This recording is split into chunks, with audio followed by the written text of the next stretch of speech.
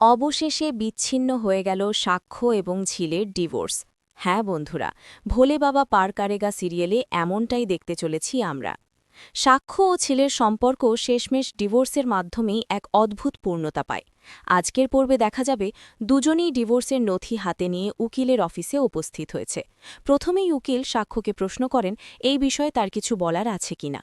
সাক্ষ্য জানায় এই বিয়ে তার ইচ্ছায় হয়নি, সে যখন বিদেশে ছিল তখনই পরিবারের তরফ থেকে অন্য কোথাও বিয়ের কথা চলছিল, কিন্তু দেশে ফেরার পর হঠাৎ করেই ঝিলের সঙ্গে তার বিয়ে হয়ে যায়। এই কারণেই সে মনে করে এই সম্পর্ক আর এগিয়ে নিয়ে যাওয়া সম্ভব নয়। ঠিক সেই সময় সেখানে আরেকজন আইনজীবী এসে স্পষ্টভাবে জানিয়ে দেন এই বিয়ে টিকবে না, ডিভোর্সই একমাত্র সঠিক পথ। সব পক্ষের কথা শোনার পর উকিল ডিভোর্সের কাগজে সিল মেরে দেন এবং জানিয়ে দেন আজ থেকেই দুজন আলাদা, একে অপরের ব্যক্তিগত জীবনে আর কারও হস্তক্ষেপ করার অধিকার নেই। চেম্বার থেকে বেরোনোর সময় সাক্ষ্য ঝিলকে বলে এখন সে পুরোপুরি স্বাধীন, চাইলে নিজের পছন্দের মানুষকে বিয়েও করতে পারে।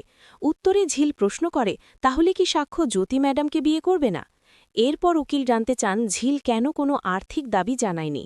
ঝিল স্পষ্টভাবে বলে দেয় তার কাছে টাকার চেয়ে মানসিক শান্তিই বড়, সে শুধু এই কারণেই ডিভোর্স চেয়েছে, এমনকি বড়লোকের লোভনীয় প্রস্তাবও ফিরিয়ে দিয়েছে। চেম্বার থেকে বেরিয়ে হঠাৎই ঝিল অসুস্থ হয়ে পড়ে। সঙ্গে সঙ্গে সাক্ষ্য দৌড়ে এসে তাকে ধরে ফেলে এবং সবার সামনে বলে ওঠে উনি আমার স্ত্রী। এই কথায় ঝিল অবাক হয়ে জিজ্ঞেস করে সে মিথ্যে কেন বলল। সাক্ষ্য শুধু জানায় কিছু সত্য আছে যেগুলো সময় না এলে বোঝা যায় না। এরপর সে ঝিলের চোখের জল মুছে দিয়ে নিজের গাড়িতে তুলে নেয়। অন্যদিকে সাক্ষ্যের বাড়িতে চৈতি এসে পৌঁছায়। পরিবারের সবাই জানতে পারে সাক্ষ্য ঝিলকে নিয়ে কোর্টে গিয়েছিল, কিন্তু ডিভোর্স আদৌ হয়েছে কিনা সে বিষয়ে কেউই নিশ্চিত নয়। এদিকে ঝিল বাড়ি ফিরতেই বস্তির লোকজন তাকে ঘিরে ধরে।